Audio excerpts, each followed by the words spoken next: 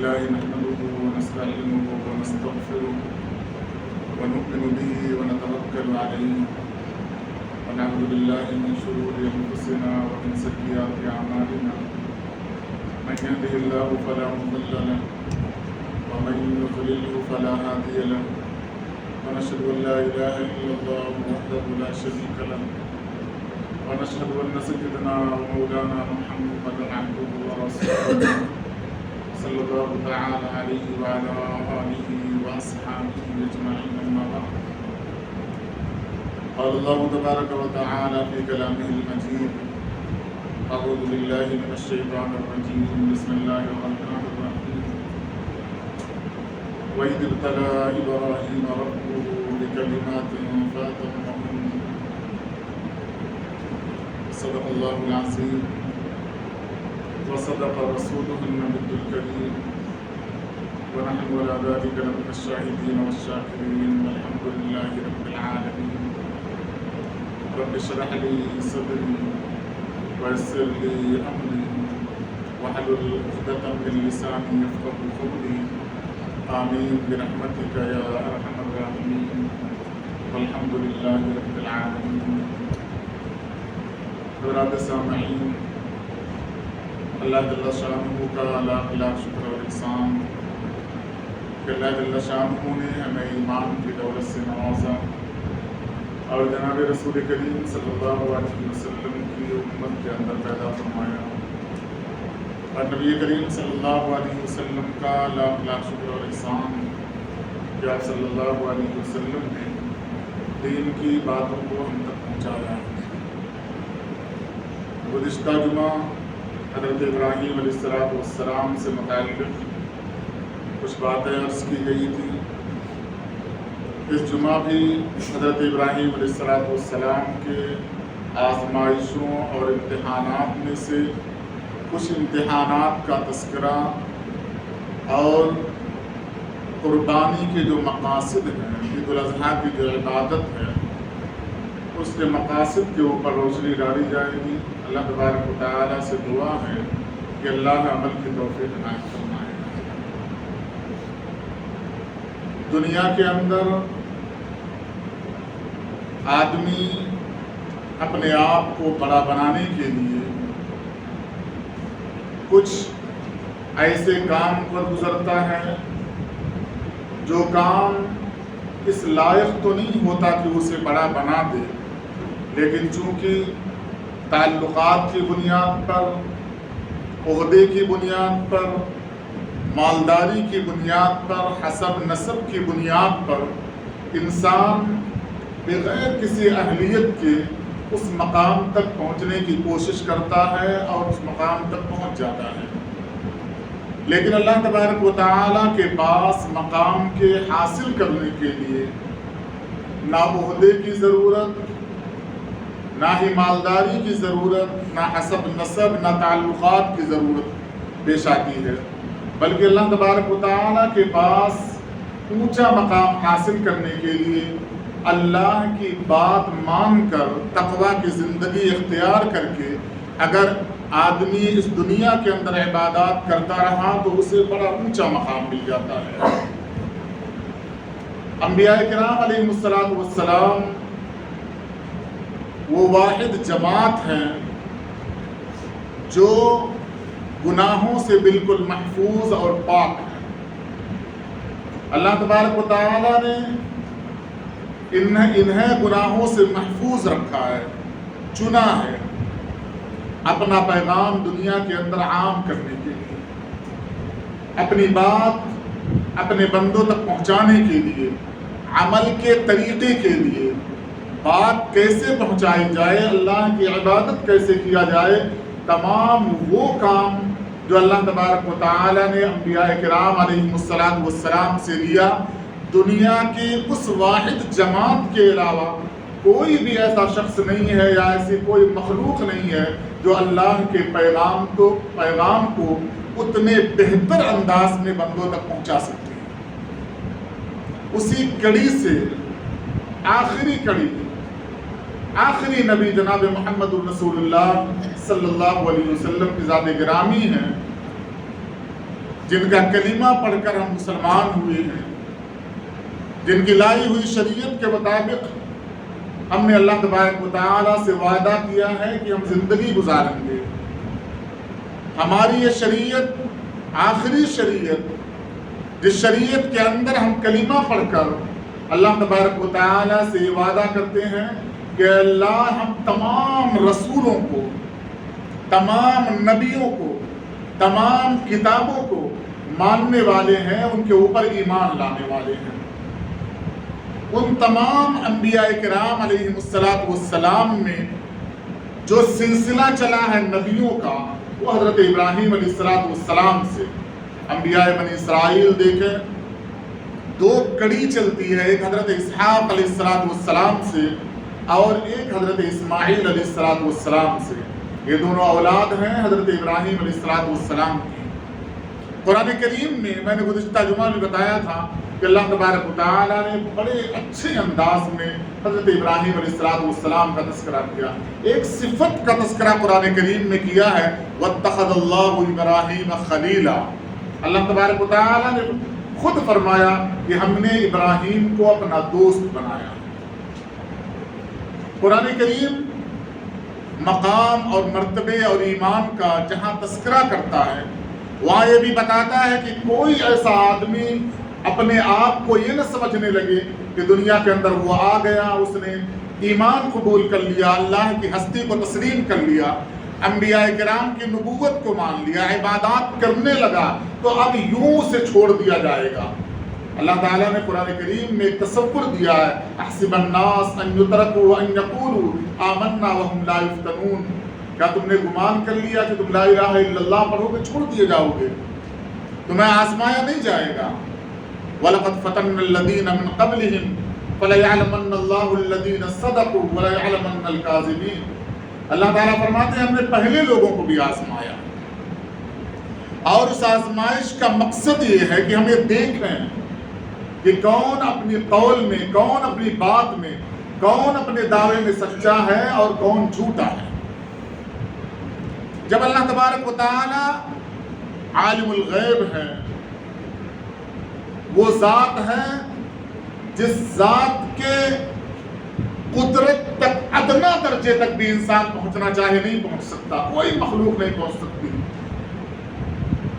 وہ ذات ہے جس نے انسان یعنی آدم علیہ السلام کی پیدائش سے 40,000 سال قبل اللہ تبارک و تعالیٰ نے قلم کو پیدا کر کے فرمایا کہ لکھ۔ قلم نے پوچھا کیا لکھوں؟ اللہ تبارک و تعالیٰ نے کہا انسانوں کی تقدیر۔ وہ آدم علیہ السلام 40,000 سال بعد آنے والے ہیں۔ ہم اور آپ کتنے سالوں بعد آئے؟ قیامت کب آئے گی؟ تمام انسانوں کی تقدیر ہے۔ کیا وہ بندہ کرے گا، کہاں پیدا ہوگا، کیا کمائے گا، کیا بنے گا، کیسے رہے گا، اس کے اخلاق کیا ہوں گے، اعمال کیا ہوں گے، قلم سے اللہ تبارک و تعالیٰ نے فرمایا لکھ لے۔ یعنی اللہ تبارک و تعالیٰ کا یہ علم ہے۔ حدیث پاک کے اندر آتا ہے، آپ صلی اللہ علیہ وسلم نے بیان کیا کہ اللہ تبارک و تعالیٰ کی قدرت یہ ہے کہ اندھیری رات میں کالے پتھر کے اوپر اگر کالی چیونٹی چلے تو اس کے چلنے کی حرکت، اس کے پیر کے اٹھنے کی حرکت کو اللہ تبارک و تعالیٰ دیکھتا ہے، اس کی حرکت کو اللہ تبارک و تعالیٰ سنتا ہے۔ یہ اللہ تبارک و تعالیٰ کی قدرت ہے۔ اللہ تعالیٰ فرماتے ہیں وَلَقَدْ فَتَنَّا الَّذِينَ مِن قَبْلِهِمْ فَلَيَعْلَمَنَّ اللَّهُ الَّذِينَ صَدَقُوا وَلَيَعْلَمَنَّ الْكَاذِبِينَ۔ ہم اس واسطے آزماتے ہیں کہ ہم دیکھیں کہ یہ بندہ اپنے قول میں سچا ہے یا جھوٹا۔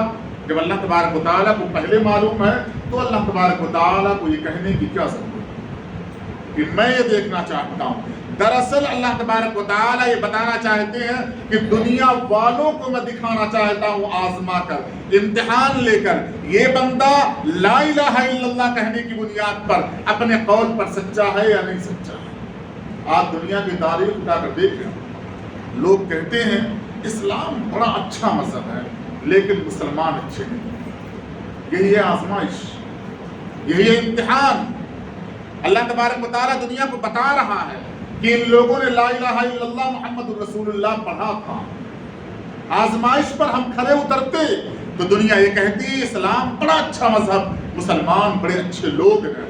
اللہ تبارک و تعالیٰ نے آزما کر چند لمحات میں چند چیزوں میں آزما کر اللہ تبارک و تعالیٰ نے دنیا کے دیگر مذاہب کے ماننے والوں کے دلوں میں خیال پیدا کر دیا کہ مسلمان اچھے لوگ نہیں ہیں۔ کیوں اچھے لوگ نہیں ہیں؟ کیونکہ وہ اللہ کے بتائے ہوئے طریقے کے مطابق نہیں چلتے۔ اللہ نے جو قوانین بتائے، جن کا یہ وعدہ کرتے ہیں اللہ تبارک و تعالیٰ سے، انہیں تسلیم نہیں کرتے۔ حضرت ابراہیم علیہ السلام کے بارے میں قرآن نے بتایا وَإِذِ ابْتَلَىٰ إِبْرَاهِيمَ رَبُّهُ بِكَلِمَاتٍ فَأَتَمَّهُنَّ، ہم نے چند کلمات کے ذریعے سے، مفسرین نے لکھا کلمات مطلب چند امتحانات، آزمائش ہے۔ مفسرین کے کئی اقوال ہیں کہ کتنے امتحانات سے ابراہیم علیہ السلام کو گزرنا پڑا۔ وہ ابراہیم جن کے بارے میں اللہ نے خود فرمایا کہ ہم نے ابراہیم کو اپنا دوست بنایا ہے۔ اور یاد رکھیں، دوستی کے کچھ تقاضے ہوا کرتے ہیں۔ آپ کسی کو دوست بنائیں، کسی کو قریب رکھیں، دوسرے لوگ کہتے ہیں فلاں آدمی کو فلاں نے بڑا قریب رکھا، کیا بات ہے؟ ایسی کیا خوبی ہے کہ مجھے نہیں اسے قریب کر لیا؟ اختلافات کی اصل وجوہات میں سے ایک وجہ یہ بھی ہے کہ بندہ کسی سے تعلق بنا لے، دوسرے لوگ حسد جلن کرنے لگتے ہیں کہ اس سے کیوں دوستی کی، مجھ سے کیوں نہیں کیا۔ یہ انسانی فطرت کا تقاضا ہے۔ اللہ تبارک و تعالی حکیم ہے، اللہ تبارک و تعالی رب العالمین ہے۔ یہ امتحان اس واسطے ابراہیم علیہ السلام کے اوپر گزارا گیا کہ اللہ خود فرما رہا ہے کہ میرے دوست ابراہیم ہیں، تاکہ وہ اعتراض کہ میں بھی تو اللہ کا بندہ ہوں، مجھے کیوں دوست نہیں بنایا، تاکہ مجھے یہ خیال دل کے اندر آئے ہی نہ، میں یہ دیکھ لوں کہ اگر ابراہیم خلیل ہیں تو ان کے اندر وہ صفات ہے۔ حدیث پاک کے اندر آتا ہے کہ ایک بار حضرت جبرائیل امین نے سوال کیا اللہ تبارک و تعالیٰ سے کہ آپ ابراہیم علیہ السلام کو اپنا دوست بنائے ہوئے ہیں، کیا صفت ہے ابراہیم علیہ السلام کے اندر؟ اللہ تبارک و تعالیٰ نے فرمایا جاؤ آسمان۔ حضرت جبرائیل امین آئے اور آ کر اللہ تبارک و تعالیٰ کے کلمات کا تذکرہ کیا۔ بعض روایتوں کے اندر آتا سبحان ذی الملک والملکوت، سبحان ذی العزت والعظمت والہیبت والقدرت والکبریاء والجبروت، سبحان الملک الحج الذی لا ینام ولا یموت، سبوح قدوس ربنا ورب الملائکۃ والروح۔ کہا یہ اللہ تبارک و تعالیٰ کی تسبیح ہے، اللہ کی بڑائی کو بیان کیا جا رہا ہے۔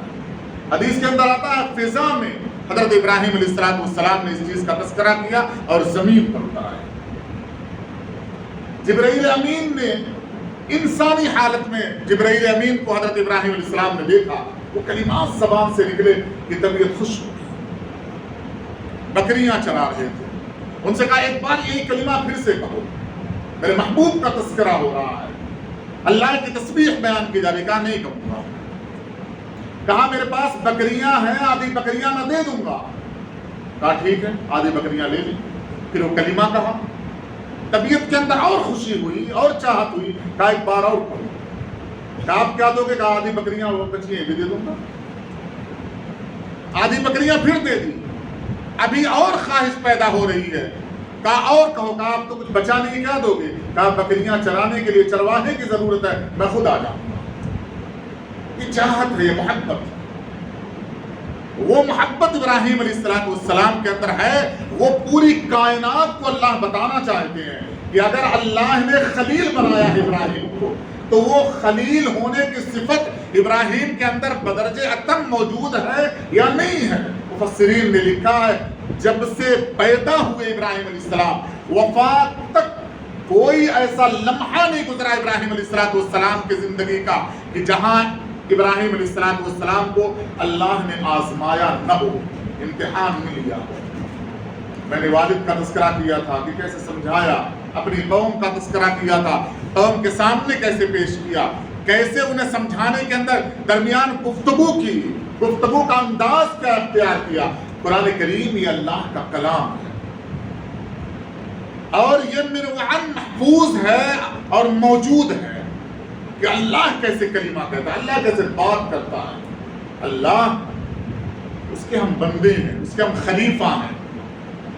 اور کہا جاتا ہے کسی استاذ، کسی کی بات کو نقل کرنے والے کے اندر وہ صلاحیت ہونی چاہیے جو اس کے استاذ کے اندر ہو۔ جو اس کے خالق کے اندر ہو، جو اس کے پڑھانے پیدا کرنے والے کے اندر ہو. اگر ہم مسلمان ہیں اور یقیناً ہیں تو ہمارے کلمات میں ہمارے گفتگو کا انداز جو ہونا چاہیے وہ رب کائنات کے گفتگو کے مطابق ہونا چاہیے. اللہ تبارک و تعالیٰ نے کہیں عذابات کی تذکرے کے ساتھ بھی کوئی ایسا لفظ استعمال نہیں کیا ہے جس لفظ سے کسی کی بے عزتی یا کسی کی اہانت محسوس ہو. کہیں ایسا تذکرہ نہیں. اللہ تبارک و تعالیٰ نے مکرر الفاظ کو استعمال کر لیا ہوگا اور کر لیا ہے، لیکن کوئی ایسا لفظ استعمال نہیں کیا جس سے سامنے والے کی ذلت ہو جائے. یہ ہمیں نصیحت کی گئی ہے، ہمیں بتایا گیا ہے کہ تم قرآن کو پڑھو، قرآن کو سمجھو، قرآن کے مطابق زندگی گزارو، بات چیت کا انداز اپناؤ، وہاں سے اپنے اخلاق آزماؤ. قرآن کریم نے صحابہ کو مخاطب کر دیا، کہا لا ترفعوا اصواتکم فوق صوت النبی. ایک پیمانہ دیا ہے، ایک انداز دیا ہے کہ تم یوں گفتگو کرنے کے لیے چھوڑ نہیں دیے گئے. کہا ان انکر الاصوات لصوت الحمیر، کہ بات کا انداز ہونا چاہیے، گفتگو کا انداز ہونا چاہیے، چیخنے اور چلانے کا لیول ہونا چاہیے کہ کہیں گدھے کی طرح آواز نہ نکلنے پائے. اللہ تبارک و تعالیٰ نے خود فرمایا کہ سب سے ناپسندیدہ آواز اللہ کو گدھے کی آواز ہے جو بلا ضرورت چیخنا اور چلاتے رہتا ہے. اسے نہ مارو، آپ کسی کھیت میں چھوڑ دو، وہ تھوڑی دیر کے بعد چیخے اور چلائے گا، کوئی اس آواز کا مطلب نہیں ہے. اللہ تبارک و تعالیٰ نے نصیحت کیا یوں بلا ضرورت آواز کو مت نکالا کرو، یہ گفتگو کا انداز نہیں ہوتا. اللہ کے نبی صلی اللہ علیہ وسلم جب کوئی سوال کرتا تھا اس سے مخاطب ہوا کرتے تھے، یوں پیارے انداز میں گفتگو کیا کرتے تھے، یوں بہتر انداز میں اور اپنائیت والا وہ جملہ استعمال کیا کرتے تھے کہ چھوٹا بچہ بھی آپ سے گفتگو کرتا تو گفتگو میں منہمک ہو جاتا. کیا دوست کیا دشمن، کوئی پیمانہ نہیں تھا. اللہ کے نبی صلی اللہ علیہ وسلم کے پاس کوئی اللہ کی مخلوق ہو، اللہ کا بندہ ہو، بس بندے کی صفت سے اللہ کے نبی صلی اللہ علیہ وسلم دیکھا کرتے تھے. یہ نہیں دیکھتے تھے یہ میرا دشمن ہے یا میرا دوست ہے. ایمان کی بنیاد پر اللہ کے نبی صلی اللہ علیہ وسلم نے 2 جماعتیں بنائی تھی، لیکن انہی دونوں جماعتوں میں سے کوئی ایک جماعت اللہ کی شرک کرنے والی، اللہ کے کلمات کو نہ ماننے والی بھی اگر اللہ کے محبوب جناب محمد رسول اللہ صلی اللہ علیہ وسلم کے مجلس میں آ جاتے تو آپ عام اعلان کر دیتے نماز کا وقت ہو گیا، ہم نماز پڑھیں گے. اگر تمہاری عبادت کا وقت ہو گیا ہے تم اپنے مذہب کے مطابق اسی مسجد میں کھڑے ہو کر تم کہیں عبادت کر لو، ہم تمہیں زبردستی کرنے والے نہیں ہیں. لا اکراہ فی الدین، دین میں کوئی زبردستی نہیں. لیکن کہیں ایسا نہیں آیا کوئی وفد آیا ہو، وفد کا کوئی سردار آیا ہو، کبھی آپ صلی اللہ علیہ وسلم نے اس سے کلام کیا ہو، اس کی توہین کر دی ہو. بعض روایتوں کے اندر آتا ہے کہ کسی مشرک جماعت یا اہل کتاب کی جماعت آیا کرتی تھی، اب کوئی سردار آتا تھا، آپ کو پتہ چل جاتا تھا، آپ کھڑے ہو کر استقبال کیا کرتے تھے. صحابہ کرام سوال کرتے وہ تو اہل کتاب ہے، وہ تو مسلمان نہیں ہیں. تو آپ فرماتے کہ جس قوم کا یہ سردار ہے، اگر اس سردار کی میں نے عزت کی گویا پوری قوم کی عزت کی، پورے قوم میں ایک میسج جائے گا، ایک پیغام جائے گا کہ محمد صلی اللہ علیہ وسلم نے ہمارے سردار کے ساتھ عزت والا معاملہ کیا، دل نرم ہوگا، اسلام کی طرف کھنچاؤ پیدا ہوگا. یہ تو نصیحت، یہ تو کلمہ، یہ تو باتیں قرآن کریم ہمیں بتاتا ہے، لیکن ہمارے پاس وہ کلمات نہیں آتے. ابراہیم علیہ السلام کا تذکرہ کرتے ہوئے میں نے بتایا تھا کہ مشرک قوم کو مخاطب کر کے کہا تھا یا قومی، اے میری قوم، اپنی طرف نسبت کیا، ایک رشتہ بتایا. قوم نے بات نہیں مانی، دلائل کی روشنی میں پیش کیا، نمرود کے سامنے پیش کر دیا. قرآن کریم تذکرہ کرتا ہے 3 پارہ 2 صفحہ اٹھا کر دیکھیں. الم تر الی الذی حاج ابراہیم فی ربہ ان آتاہ اللہ الملک اذ قال ابراہیم ربی الذی یحیی ویمیت. حضرت ابراہیم علیہ السلام کتنا بات کرنی ہے، الفاظ کا استعمال کتنا کرنا ہے، کیسے دماغ کو پڑھنا ہے، دماغ کے پرکھنے کی بنیاد پر دلائل نہ سمجھ میں آئے تو دلائل کو تبدیل کر دینا ہے. یہ قرآن کریم ہماری رہنمائی کرتا ہے. ہمارے پاس دلائل کے انبار ہونا چاہیے کہ کوئی اسلام پہ اعتراض کرے، ایک دلیل نہیں سمجھ میں آیا، دوسری دلیل نہیں سمجھ میں آیا، تیسری دلیل، چھللانے کی ضرورت نہیں ہے. قرآن کریم ہمیں نصیحت کرتا ہے. ابراہیم علیہ السلام نے نمرود کو مخاطب کیا، کہا کون تمہارا اللہ ہے؟ مخاطب تعارف کراؤ کون اللہ ہے. کہا میرا اللہ وہ ہے جس کی یہ صفت ہے یحیی و یمیت، وہ مارتا بھی ہے، جلاتا بھی ہے۔ نمرود نے کہا انا احیی و امیت، یہ صفت میرے اندر بھی ہے،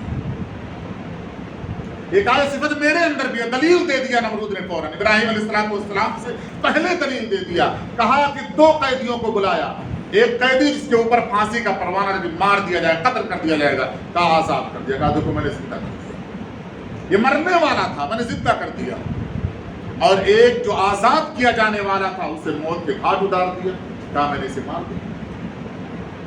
ابراہیم علیہ السلام سمجھ گئے، فوراً کہا یاتی بالشمس من المشرق فاتی بہا من المغرب، روزانہ سورج نکل رہا ہے، اگر تم خدا ہو یاتی بالشمس، کس طرف سے لاؤ، مشرق سے سورج کو نکالو۔ فبہت الذی کفر، قرآن کہتا ہے کہ نمرود پریشان ہو گئے، اب اس دلیل کا کوئی جواب نہیں تھا، اب اس نے قوم کو بھڑکانا شروع کر دیا، کہا اس کی بات نہیں ماننا، اپنے معبودوں کی حفاظت کرنا ہے اگر تو اسے حرقوہ وانصروا آلہتکم ان کنتم فاعلین، پورے قوم کو بھڑکا دیا۔ اب کہاں لے کر گیا؟ مذہب کے اندر، اور ایسی ٹھیس لگائی ہے قوم کے اوپر، کہا حرقوہ، کیوں؟ وانصروا آلہتکم، تم اپنے رب کی اگر عبادت کرتے ہو، اس کے بارے میں کچھ کرنا چاہتے ہو، حرقوہ، ابراہیم علیہ السلام کو جلا۔ آج پورے ہندوستان کی تاریخ اٹھا کر دیکھ لیں، وہی چیز جو نمرود نے کسی زمانے میں اپنی قوم کو مخاطب کر کے کہا تھا، وہی آج کہا جانے لگا کہ اپنے مندروں کی حفاظت کرنا، اپنے معبودوں کی حفاظت کرنا مسلمانوں کو نہیں۔ وانصروا آلہتکم ان کنتم فاعلین، اگر کچھ کرنا چاہتے ہو یہ کر گزرو۔ ابراہیم علیہ السلام موجود ہیں، نمرود نے فیصلہ سنا دیا، قوم بات مان گئی۔ اب آزمائش کا وہ کلمہ آزمائش والا گزر رہا ہے، جس کلمے کو، جس حادثے کو کبھی زمین نے، آسمان نے نہیں دیکھا تھا۔ اب جلایا جائے گا کسے؟ جسے اللہ تعالیٰ فرما رہے ہیں وَاتَّخَذَ اللَّهُ إِبْرَاهِيمَ خَلِيلًا، میں نے دوست بنایا ہے، اور کہنے سے جلا دیا جائے۔ ابراہیم علیہ السلام تیار ہو گئے، اللہ تبارک و تعالیٰ نے حکم دیا کہ ابراہیم جیسے کیا جائے گا ایسے ہی ہوگا، آپ وہاں سے جا نہیں سکتے۔ اور جب آگ میں ڈالا گیا، ڈالنے سے پہلے بھی ابراہیم علیہ السلام کو نہیں پتا تھا کہ اللہ تبارک و تعالیٰ مجھے جلائیں گے یا بچائیں گے۔ یہ ابراہیم علیہ السلام کو نہ وحی کے ذریعے، نہ قرائن کے ذریعے، نہ دماغ میں آیا تھا۔ معاذ اللہ تبارک و تعالیٰ نے آگ کو مخاطب کیا، ابراہیم کو نہیں۔ یا نار کونی بردا وسلاما علی ابراہیم، اب آگ کے اندر گئے تب پتا چلا ہے ابراہیم علیہ السلام کو، اب آزمائش سے گزر گئے تھے، کر لیا تھا وہ کام، وہاں اندر چلے گئے تھے، تب پتا چلا کہ اللہ تبارک و تعالیٰ جلانا نہیں چاہ رہے ہیں، مجھے بچانا چاہ رہے ہیں۔ اب وہاں سے قوم نے ابراہیم علیہ السلام پر زمین یوں تنگ کیا کہ اب یہاں سے ہجرت کرنے پر مجبور ہو گئے۔ اور ہجرت وہ خطرناک چیز، وہ تکلیف دہ چیز ہے جس کا اندازہ آپ سیرت کی کتابیں اٹھا کر دیکھیں۔ نبی کریم صلی اللہ علیہ وسلم کو حکم ہوا، آپ مکہ سے نکل رہے ہیں، خانہ کعبہ کو دیکھ رہے ہیں پلٹ پلٹ کر، اور یہ کہہ رہے ہیں کہ یہ خانہ کعبہ ہے مکہ تو مجھے بہت زیادہ عزیز ہے، لیکن اگر اللہ کا حکم نہ ہوتا تو اپنی وہ زمین جہاں میں پیدا ہوا تھا قطعاً نہیں چھوڑتا، لیکن میری مجبوری ہے کہ میرے رب کا یہ حکم ہے۔ ہجرت کر گئے، راستے میں بڑا حادثہ پیش آیا مصر کے اندر، جہاں پر حضرت ہاجرہ ملی، نکاح ہوا، اور ان کے بطن سے پیدا ہوئے ہیں حضرت اسماعیل علیہ السلام، جن کو اللہ تبارک و تعالیٰ سے ابراہیم علیہ السلام نے مانگا تھا، رب هب لی من الصالحین، مجھے ایک نیک اولاد چاہیے۔ مفسرین نے لکھا 87 سال کی عمر تھی، 87 ابراہیم علیہ السلام کی، اللہ تعالیٰ سے مانگ لیا رب هب لی من الصالحین فبشرناہ بغلام حلیم، اللہ تبارک و تعالیٰ نے خوشخبری دے دی نیک بیٹے کی، نیک بیٹا مل گیا۔ اب اللہ تبارک و تعالیٰ نے ایک اور امتحان دے دیا، کہا انہیں لے کر وہاں جائیں جہاں آج مکہ ہے، اور خود واپس چلے جائیں۔ واپس چلے گئے، اور خواب کے اندر دیکھا ابراہیم علیہ السلام نے، میں اپنے بیٹے کو ذبح کر رہا ہوں، انی ارا فی المنام انی اذبحک، خواب کے اندر دیکھنا۔ بعض روایتوں کے اندر آدم مفسرین لکھتے ہیں کہ ایک دن خواب میں دیکھا 1000 اونٹ کی قربانی کی، ایک انسان کا بدل جو ہوا کرتا ہے 1000 اونٹ، दूसरे दिन देखा फिर कुर्बानी कर दी। लेकिन जब तीसरे दिन देखा तो समझ गए कि अल्लाह का मकसद ऊँटों की कुर्बानी नहीं है, मेरे बेटे की कुर्बानी है। वहाँ से सफ़र किया और आकर अपने बेटे को अपने ख्वाब का तस्करा किया। कहा इन्नी अरा फिल मनाम अन्नी अज़बहुका फंजुर माज़ा तरा। अपने बेटे से कहा कि मैंने ख्वाब में देखा कि मैं तुमको ज़ुबह कर रहा हूँ, तुम क्या कहते हो। हज़रत इस्माईल अलैहिस्सलाम ने कहा आपको अल्लाह तबारक व तआला ने जिस चीज़ का हुक्म दिया आप उसे करें, मुझे सब्र करने वालों में पाएंगे। पूरे इम्तिहानात के अंदर हर इम्तिहान में कामयाबी हज़रत इब्राहीम अलैहिस्सलाम को मिल रही है, लेकिन इम्तिहान के ख़त्म तक हज़रत इब्राहीम अलैहिस्सलाम को पता नहीं है कि इस इम्तिहान का खुलासा या ख़ात्मा क्या होने वाला है। तकबीर तशरीक़ इतवार के दिन सुबह फजर से पढ़ी जाएगी, 5 दिन चलेगी। अल्लाह को बहुत ज़्यादा महबूब व तकबीर है। उलमाए किराम ने लिखा है कि हर आदमी के ऊपर जोर से हर नमाज में एक बार पढ़ना वाजिब और ज़रूरी है। औरतों को आहिस्ता पढ़ना, लेकिन पढ़ना बहरहाल ज़रूरी है।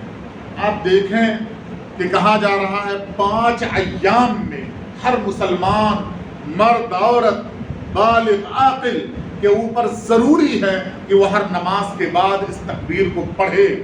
यानी कि नमाज भी फ़र्ज़ है, यानी नमाज भी पढ़े तो तकबीर पढ़े। और अगर नमाज छूटती जाए और तकबीरात छूटती जाए और हम ये कहें मैं अल्लाह का महबूब हूँ, और हम ये कहें इन्नी वज्जहतु वजहिया लिल्लज़ी फ़तरस समावाति वल अर्द हनीफ़ा, किस ज़बान से हम कह रहे हैं, किस ज़बान से हम ये कहते हैं कि इब्राहीम अलैहिस्सलाम का मैं चाहने वाला हूँ, इब्राहीम अलैहिस्सलाम की मिल्लत पर चलने वाला हूँ। किस ज़बान से हम ये कहते हैं मुहम्मदुर रसूलुल्लाह सल्लल्लाहु अलैहि वसल्लम का मैं उम्मती हूँ। इब्राहीम अलैहिस्सलाम के उस कलीमे को अल्लाह तबारक व तआला ने अगर फ़र्ज़ के दर्जे में लाकर रख दिया है तो नमाज तो बदर्जे औला फ़र्ज़ है।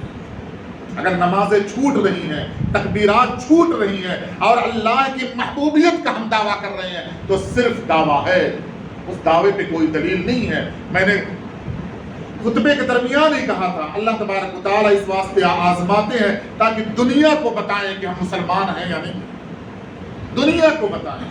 अल्लाह तबारक व तआला ने इस आजमाइश के अंदर बेटे की कुर्बानी नहीं करवाई, एक दुम्बे की कुर्बानी करवाई और हुक्म दिया कि जैसे इस्माईल अलैहिस्सलाम के गर्दन पर हजरत इब्राहीम छुरी फेर रहे थे, चला रहे थे, जो जज्बा था इताअत का, जो दिल के अंदर मोहब्बत थी अल्लाह तबारक व तआला के कौल की, अल्लाह के बात की, वही जज्बा वही इताअत हमें चाहिए जानवर के ऊपर कुर्बानी करते वक्त, छुरी फेरते वक्त। क्यों? अल्लाह ताला फरमाते हैं लन यनालल्लाह लुहूमुहा वला दिमाउहा वलाकिन यनालुहु तक़वा मिनकुम। ये जो कुर्बानी की जा रही है, जो बकरा सुबह किया जा रहा है, जो जानवर सुबह किया जा रहा है, ना इसका खून मुझ तक पहुंचने वाला है, ना इसकी खाल पहुंचने वाली है, ना इसका गोश्त पहुंचने वाला है। वलाकिन यनालुहु तक़वा मिनकुम, तुम्हारा जो दिली जज्बा है, जो तक़वा है, जो दिली कैफियत है, अल्लाह तबारक व तआला फरमाते हैं वो सब कुछ पहुंचने वाला है। अगर मैं कुर्बानी करूं और सिर्फ ये मकसद हो, कितना गोश्त निकलेगा भाई? मैंने पूछा कितना गोश्त निकलेगा कस्साब से छुरी फेरने से पहले, वो बता रहा 15 किलो तो निकलेगा। क्या पहुंचने वाला मेरे रब के पास? दिल के अंदर क्या था? ज़बान दिल की तर्जुमान है, जो दिल सोचेगा ज़बान उसी चीज का इकरार करेगी। यानी आपके दिल के अंदर, मेरे दिल के अंदर जानवर के देखने के बाद ख्याल पैदा हुआ था कि कितना निकलने वाला है, गोश्त अच्छा आया नहीं है, यानी अल्लाह की चाहत, अल्लाह की मोहब्बत अगर मेरे दिल के अंदर पैदा होती तो मैं उसके सामने इस बात का तज़किरा करता, गोश्त न निकले, कम निकले, ज्यादा निकले, मेरे रब के हुजूर इस जानवर की कुर्बानी अगर कबूल हो जाएगी तो अल्लाह तबारक व तआला मुझसे राजी हो जाएंगे। यही अल्लाह तबारक व तआला का मकसद है। अपने दिलों की नीयतों को दुरुस्त करें, साफ करें और ये ख्याल दिल के अंदर पैदा करें कि अल्लाह तबारक व तआला की जो चाहत है वो ये चाहत है कि अपनी मोहब्बत अल्लाह के ऊपर निसार कर दिया जाए।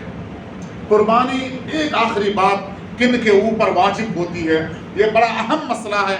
हम ये सोचते हैं कि पूरे घराने की तरफ से कुर्बानी कर दिया जाए, कुर्बानी हो जाती है।